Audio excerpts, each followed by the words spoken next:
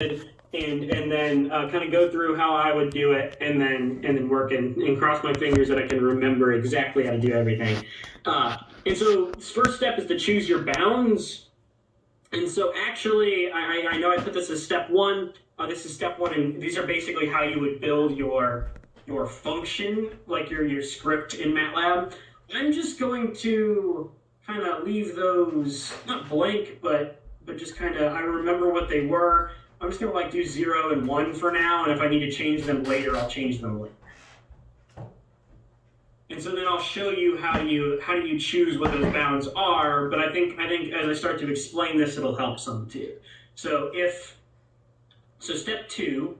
So hopefully everybody's following so far. I just typed this in before I started sharing, and so I'm just going to go through and program all this out. And so my step 2 is kind of just a check for myself. That's that error checking. Like, all right, if your bounds, you want to evaluate the bounds f of a and f of b, and the product needs to be negative. And so let's just go through, and maybe I can show you this as well. So that's what I was just explaining a couple minutes ago, is that you have, basically you want to check your f of a and f of b, and then you want to make sure that they're negative. The easiest way to do that is if you multiply them, and if they have the same sign, no matter if they're both negative, they're both positive, your answer will be positive. So if they have the same sign, you want to give an error, because the product must be negative, or the sign basically needs to be different. So one of them the evaluation of one of them needs to be positive, the evaluation of the other needs to be negative. It doesn't matter which it is, just one of them needs to be positive or negative. And so then what is that? If fun of A times fun of B is greater than 0, because the step, it actually says the product must be negative, and if it's not, then the product must be positive. And I could even make this more general and have it be greater than or equal to 0. But greater than should be fine. Then I'm just going to give an error. Choose different. All right, everyone following me so far? Mm-hmm. Yep. Anyone else? Okay, good. I'm just going to label these as I go. So that helps me. All right, so let's do step 3. I want to evaluate the midpoint. It's easy enough. M is going to be equal to A plus B over 2. Midpoint's just the average of the two of them. And so now is where it gets interesting. Now in step 4, now I need to get inside of the actual loop itself. So I'm going to do while error. No, we'll call it error. While fun of M is greater than, right there. There needs to be absolute value.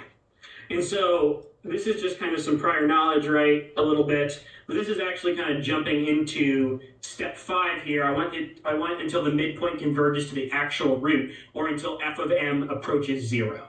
And so I want to, this needs to approach 0, right? So this is going to be technically step 5. So I'm kind of jumping ahead. But I know I need to put it in a while loop because I'm looking for the 0, and I'm going to keep iterating until my function evaluation is effectively 0. And so if I give you a tolerance or something, then you would just define like error tolerance is going to be like 0.0001 or something. And so like if I tell you I want it to be within a certain tolerance, a certain value, you can make this a little more general.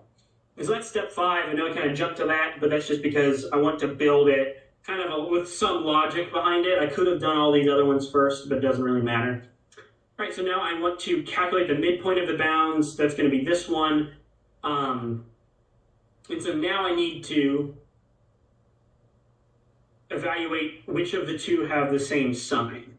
So I need basically a similar check here. And so I'm going to do if fun of M times fun of B is greater than 0, which again means they have the same sign, then I want the lower bound A to be equal to M. And now else if fun of m. Oh, this should have been fun of a, not fun of b. Actually, let's just do else b equals m.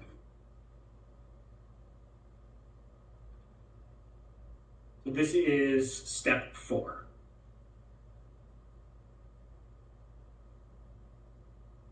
And so now I need to repeat, right, until it works. And so, wow, I can't type and talk.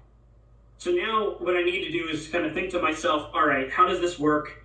I did step 3 before the loop, right? I could have done it inside of the loop. The reason I did it before the loop is because I wanted this right here to be able to be evaluated. If I hadn't calculated m before the loop, when I got to line 17, it would have given me an error because m doesn't exist yet. I could have initialized m or something. I could have done that. That would have been fine. But this is a little bit cleaner. And so because I evaluated this before the loop, I need to now redo step 3 at the end of my while loop because the beginning here needs a new m, right? Like this while loop now needs a new m to compare to see if I got the right answer and then to compare to a to change it. And so now I'm going to do right here, step 3 again. I'll put that in parentheses. And so now I am going to say, use the same equation here. M is going to be equal to a plus b over 2. And so now it should check, it should work. All right, so is everyone following me so far? Any questions?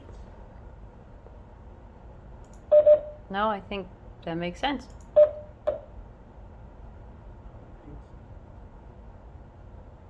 So now I'm going to go back to step 1, and I'm going to say, all right, I wanted to check these bounds. I just made these up to begin with. It might or might not work, and that's kind of what I could check first. If I...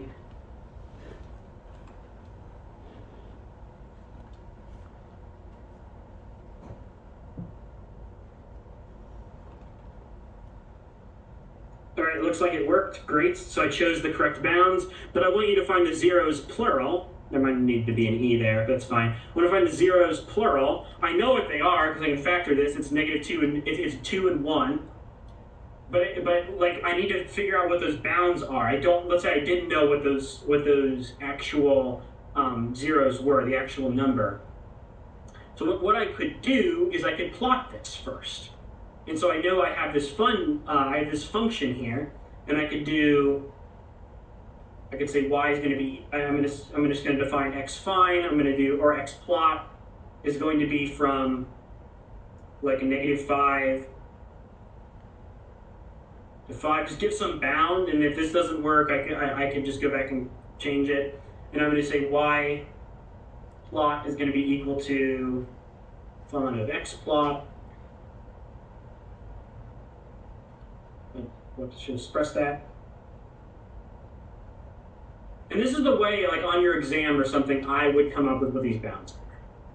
Get out of here. All right. So I kind of gave a big bound, but what I can do is I can kind of focus in on where the 0 is. Right here.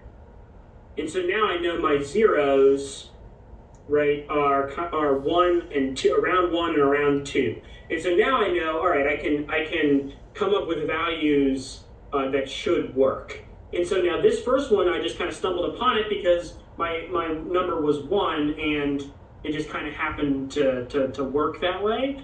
Realistically, what I should have had to do was this kind of 2 right here, and that would have been not 2, like 1.5, and that would have been a little bit better.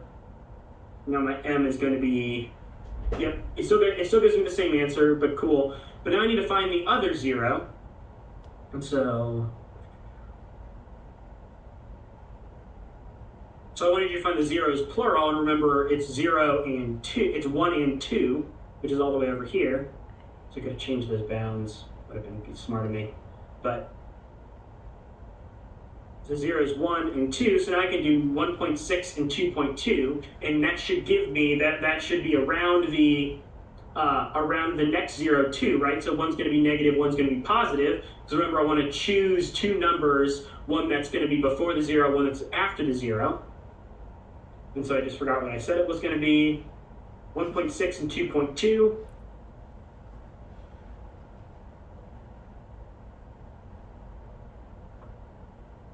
And now it should have given me that my M is 2. There. And that's how I would come up with it on the test if I asked you to find more than 1.